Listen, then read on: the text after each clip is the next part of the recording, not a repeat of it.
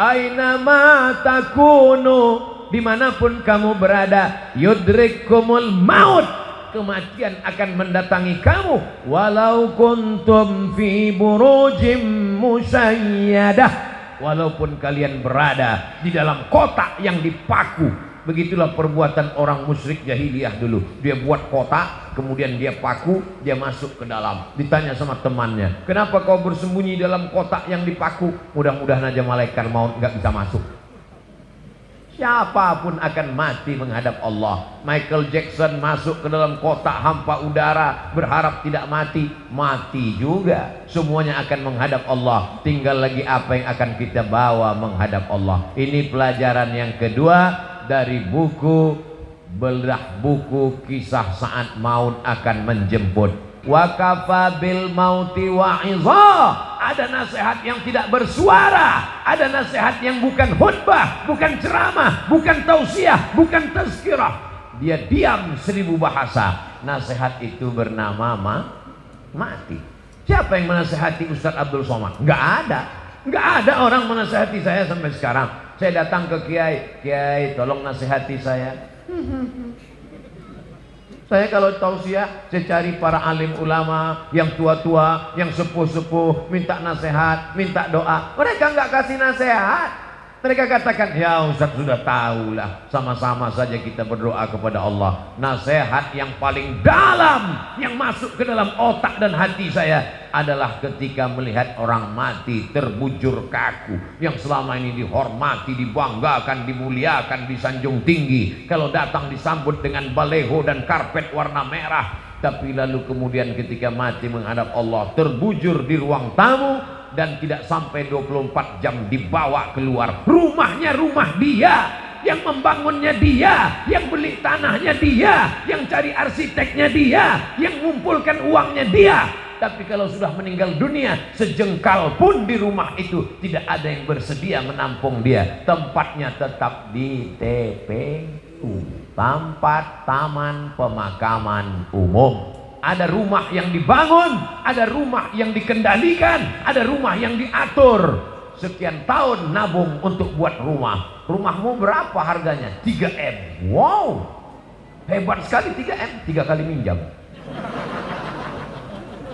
Ada rumah yang tidak pernah kita lihat, rumah yang tidak pernah kita jenguk, rumah yang tidak pernah kita pedulikan, tapi kita akan tinggal di sana. Lebih lama di rumah kita atau di taman pemakaman umum? Saya tanya sekali lagi, lebih lama tinggal di rumah yang kita bangun atau lebih lama di kuburan? Lebih lama di kuburan. Di rumah kita paling kita tempati. Ada orang menempati rumahnya sampai 100 tahun? Nggak ada.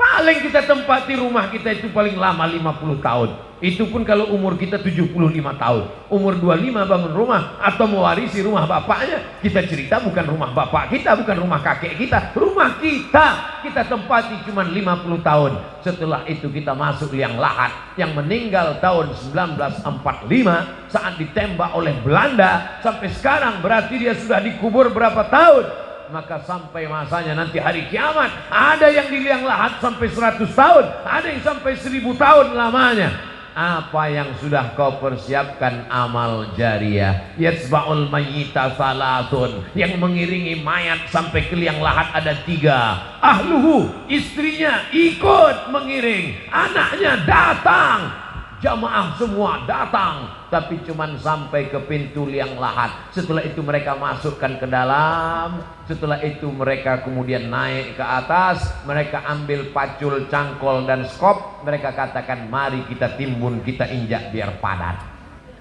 Setelah itu ditancapkan kayu nisan. Setelah itu mereka pun berdoa. Setelah itu mereka pun pulang ke rumah. Anaknya nangis pada hari yang pertama. Hari kedua dia mulai tersenyum. Kirim rek spasi lucu, kirim ke 9090. Tapi kalau anakmu soleh, dia akan bangun di tengah malam. Rabbighfirli wa liwalidayya warhamhuma kama rabbayani shaghira. Gimana anak ibu? Ingat dengan suami ibu? Ingat dengan ayahnya? Alhamdulillah Pak Ustaz.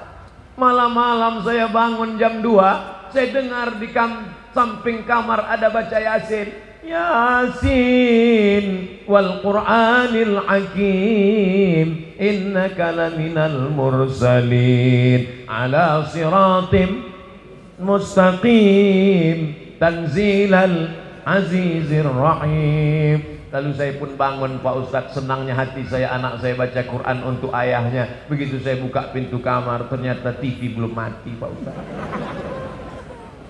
Mudah-mudahan anak kita termasuk yang tetap kirim Yasin untuk kita tiap malam. Kita pesankan ke mereka supaya tahajud, berzikir, berdoa. Ya Allah, sampaikanlah pahala tahlilku, la ilaha illallah tahlil, subhanallah tasbih, tahmid, alhamdulillah, takbir, Allahu akbar, salawat. Lalu kemudian dia bawa anak istrinya baca Quran. Wa idza khatimul qur'ana, kalau dikhatamkan mereka Quran 30 juz, fahuwa hasanun, sepaling bagusnya sekhatam Al-Quran 30 juz. Kalau tidak sanggup khatam Quran, likulli syai'in qalbun, segala sesuatu punya hati. Wa qalbul Quran, hatinya Al-Quran adalah Yasin. Dan kalau tidak sanggup baca Yasin, Ummul Quran Al-Fatihah, level paling tinggi sekhatam. Tak sanggup sekhatam Yasin, tak sanggup Yasin, Ummul Quran. Itulah tadi yang Pak Bupati mengajak kita, mari kita bacakan suratul Fatihah. Fatihah pun tidak mau. Innalillahi wa inna ilaihi raji'un. Apa yang kau balaskan untuk ayahmu? Berapa kali dia tidak jadi ganti baju hari raya demi uang sekolahmu? Sekolahmu memang online, tapi bayarannya offline. Berapa kali ibumu tidak jadi hari raya buat kue demi untuk sekolahmu, demi untuk air susumu, demi untuk makan minummu. Meregang nyawa dia melahirkan. Andai kau gendong dia dari Bekasi ke kota Makkah, tawaf 7 putaran, sa'i Safa dan Marwah, wukuf di padang Arafah, melontar jumrah, belum tentu dapat menebus sekali teriakannya saat melahirkanmu. Betul Ibu? Ternyata ibu tidak ada yang teriak waktu melahirkan. Kenapa? Dia pingsan di operasi. Lahir. Ustadz, walaupun operasi sesar itu sakit loh Ustadz. Ustadz kan nggak pernah merasakannya, karena rasaku bukan rasamu Ustadz. Kita tidak pernah tahu bagaimana perasaan mereka perempuan. Ketika hormonnya berlebih di awal-awal kehamilan, dia muntah-muntah.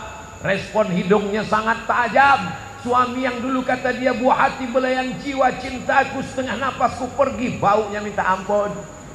Lalu kemudian yang awalnya rahim itu kecil, lalu mulai membesar, sebulan, 2 bulan, 3 bulan, akhirnya ususnya menjadi kecil, makannya susah, napasnya terhalang. Lalu kemudian tulang belakangnya mulai melengkung. Lalu ketika melahirkan anak, seperti patah-patah tulang rusuknya. Itulah ayat yang disebut dalam Al-Quran, wahnan ala wahnin, lemah di atas lemah. Tak ada yang bisa membalas kelemahan-kelemahan itu, dan tidak ada yang sanggup membahasnya.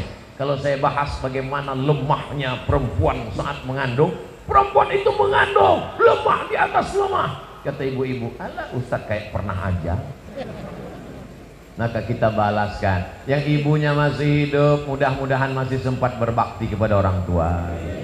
Yang ibu bapaknya sudah meninggal dunia, nasihat kematian, ziarah. Jangan nunggu mau Ramadan, jangan nunggu mau Idul Fitri. Besok hari libur bawa anaknya ziarah. Ini sekarang banyak orang ziarah, bapaknya baju hitam, istrinya baju hitam, anaknya baju hitam, hitam-hitam semua. Sampai di tempat pemakaman langsung foto. Habis itu update status, man in black.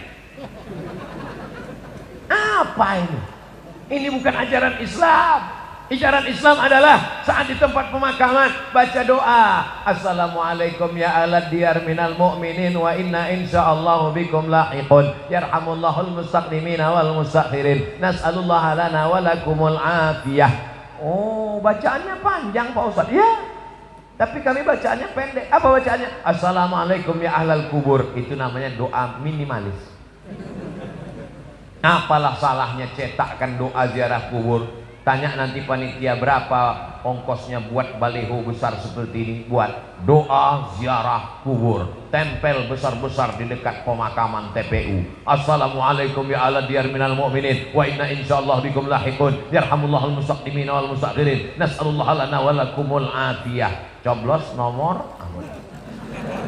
daripada baliho yang nggak jelas ujung arahnya, nyangkut ke pokok kayu, diambil Satpol PP, dibakar. Mendingan di samping kuburan, mengingatkan orang. Andai pun dia tidak lapuk, maka mengalir sampai hari kiamat. Inilah dia amal-amal kita. Apa saja amal kita yang akan mengalir? Waladun salihun, anak yang soleh, shadaqatun jariyah. Itulah uang yang masuk ke dalam kotak-kotak tadi. Beli semen, batu bata, kerikil, atap, tenda, lampu, AC, mihrab, mimbar, kipas angin. Itu semua akan mengalir. Siapa yang mewakafkan tanah masjid ini dulu? Siapa yang membangunnya? Siapa yang ngasih semen? Siapa yang ngasih kosen? Siapa yang ngasih kaca? Kita tidak tahu, tapi pahalanya dari mulai tadi petang sampai malam, sampai sholat subuh besok, zuhur, asar, maghrib, isya, subuh, zuhur, asar, maghrib, isya, Ramadan, tarawih, witir, idul fitri, idul adha, hari raya kurban, sampai hari kiamat, mengalir pahalanya ke liang lahat. Mudah-mudahan sebelum mati kita sempat bangun masjid. Masjid apa namanya? Masjid Al-Mustaqim. Siapa yang buat? Pak Kapolsek. Masjid apa namanya? Masjid As-Somad. Siapa yang buat? Ustadz Somad. Sudah ada? Belum lagi. Tapi insya Allah kalau kita berniat sebelum mati mesti ada. Saya diundang ke Jambi, diajak untuk meresmikan masjid. Jalannya jauh, naik mobil. Dalam hati saya, mau dibawa kemana lagi? Begitu sampai, musola kecil. Ya Allah. Apa kelebihan musola ini? Apa kelebihannya? Berikut ini mari kita dengarkan kata sambutan dari Bapak Kapolsek. Saya sebagai Kapolsek, kumisnya melintang. Saya sebagai Kapolsek di tempat ini, Pak Ustadz risau karena tidak ada tempat sholat. Orang sholat di kamar. Maka saya kumpulkan di antara anak-anak buah saya. Kita beli semen, batu bata, akhirnya jadilah musola ini. Dan saya bertekad kalau siap, yang meresmikannya adalah Ustadz Somad. Oh, begitu kronologisnya. Dan orang tidak berani nolak. Kasih semen, siap. Jadilah musola. Jabatanmu tak lama, tapi yang kekal abadi adalah masjid. Presiden kita, proklamator kita, Insinyur Soekarno cerdas. Di saat Indonesia tidak semakmur sekarang, uangnya tidak banyak, baru saja diserang oleh Belanda dan Jepang, dia sempat berpikir untuk membangun masjid terbesar di Asia Tenggara. Itulah dia Masjid Istiqlal. Sampai Presiden Amerika pun masuk ke dalam. Semua orang-orang yang masuk ke dalam Masjid Istiqlal itu kalau masuk berdecak kagum seperti melihat kucing. Wow, amazing, kata dia. Apa amazingnya? Tiangnya banyak sekali. Luar biasa. Sampai sekarang mengalir pahalanya sampai hari kiamat. Berganti lagi zaman. Akhirnya setiap kabupaten, setiap kota di Indonesia ada masjid. Punya ciri khas. Punya ciri khas. Apa dia? Bangunannya tidak pakai kubah, tapi pakai atap seperti masjid kerajaan Islam Demak, bangunan Wali Songo. Dan itulah dia sampai sekarang disebut dengan Masjid Muslim Pancasila. Sampai hari kiamat akan mengalir pahalanya. Maka kita pun berpikir, jangan mati sebelum bangun masjid. Saya nggak bisa bangun masjid Pak Ustadz, bangun musola nggak apa-apa. Surau Pak Ustadz, oke. Langgar Pak Ustadz, nggak apa-apa. Orang Jawa dilanggar nggak mati, karena dia berzikir di dalam langgar, dalam surau. Hanya saja surau, langgar dan musola tetap di dalamnya usolli sunatan tahiyatal masjid, karena di sana ada sholat 5 waktu, subuh, zuhur, asar, maghrib, isya. Bedanya cuma nggak ada sholat Jumat. Di masjid kita ini ada, ini surau apa langgar apa musola? Ini masjid. Dari mana Ustaz tahu masjid? Ada mimbarnya, ada sholat Jumat. Di tempat kami ada mimbar Pak Ustaz, tapi nggak ada sholat Jumatnya. Berarti itu mimbar dangdut. Mimbar tempat khotib naik ke atas menyampaikan khutbah, usikum wa nafsi bitaqwallah, aku pesankan kepada kamu, takutlah kepada Allah. Laki-laki yang gagah perkasa, sehat, tidak musafir, tidak sakit, maka dia mesti mendengar wasiat takwa yang disampaikan dari mimbar. Kenapa tabligh akbar kita tidak dibuat di dalam masjid? Barulah sadar, karena kalau dibuat dalam masjid tidak muat. Ini masjid nampaknya kekurangan, bukan kekurangan jamaah. Banyak sekarang masjid kekurangan jamaah, tapi di Bekasi masjid kekurangan tempat. Insya Allah panjang umur sehat badan, masjid ini semakin besar insya Allah, amin. Kalau mau tahu berhasilnya tabligh akbar malam ini, lihat subuh besok. Kalau subuh besok sopnya bertambah, berhasil. Tapi kalau cuman pemain inti yang azan tetap itu, as-salatu khairum minan naum,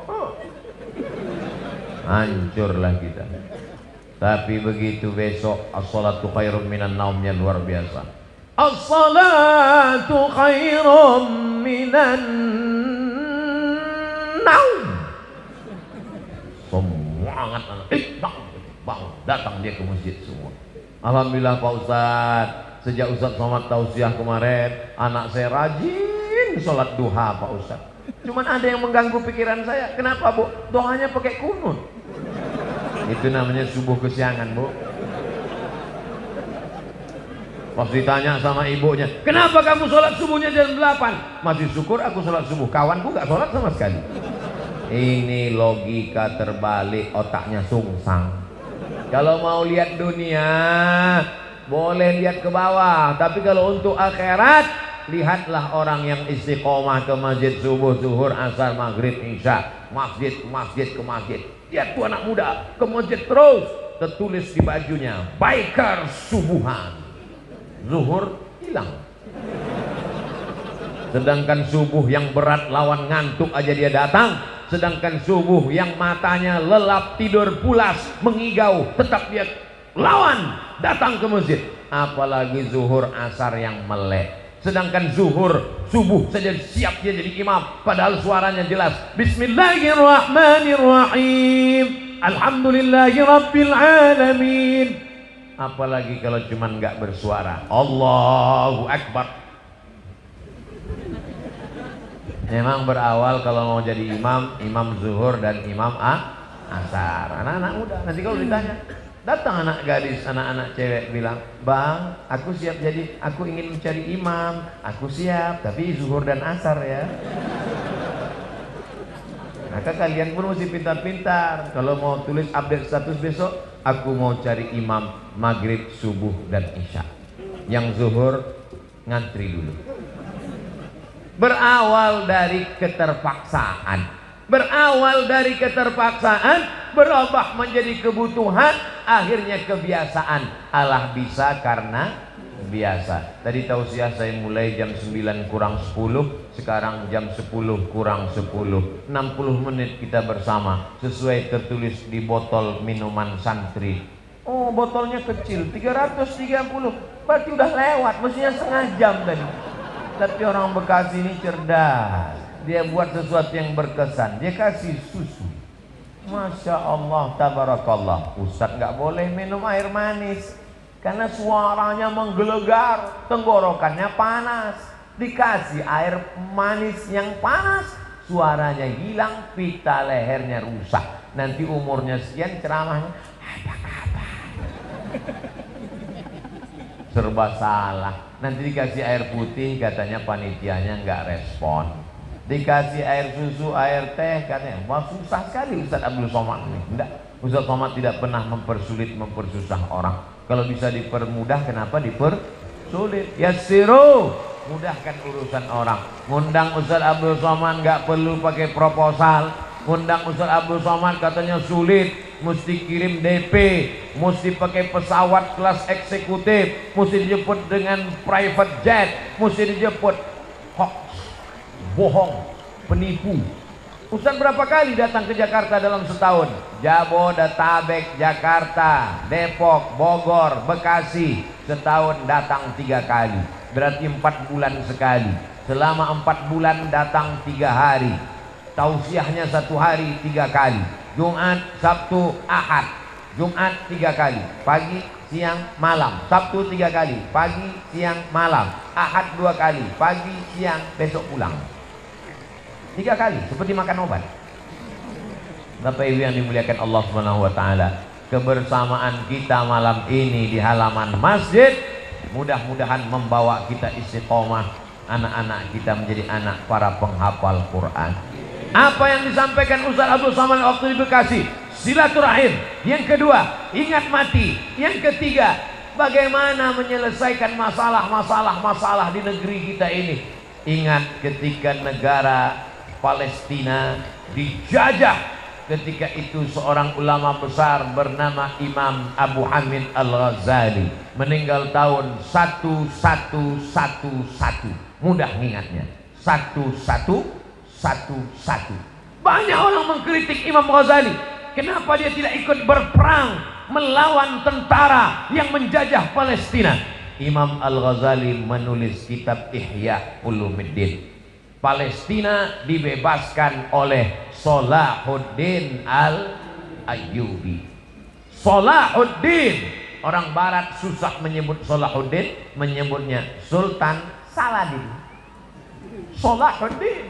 Salahuddin Al-Ayyubi. Kapan Salahuddin Al-Ayyubi lahir? 1138. Ingat itu. Ternyata doa dari seorang ulama yang mustajab wali Allah melahirkan seorang pemimpin yang luar biasa. Urus saja salatmu, urus zikirmu, urus makanan halalmu, anak-anakmu ini akan menjadikan negeri ini baldatun thayyibatun wa rabbun ghafur. Kalau engkau sibuk komen dengan medsos, kau akan kalah dengan buzzer, karena mereka punya akun banyak luar biasa. Jadi kami nanti kalau Ustaz Somad dicaci maki gimana? Kalau kau sanggup balas, berikan klarifikasi. Kalau kau tak sanggup balas, doakan kepada Allah. Allahumma hdi qaumi fa innahum la ya'lamun. Tapi kami nggak tahan Pak Ustaz, emosi kami Pak Ustaz. Kalau nggak tahan nggak usah main handphone. Daripada jantung koroner nggak mati, cuman setengah mati.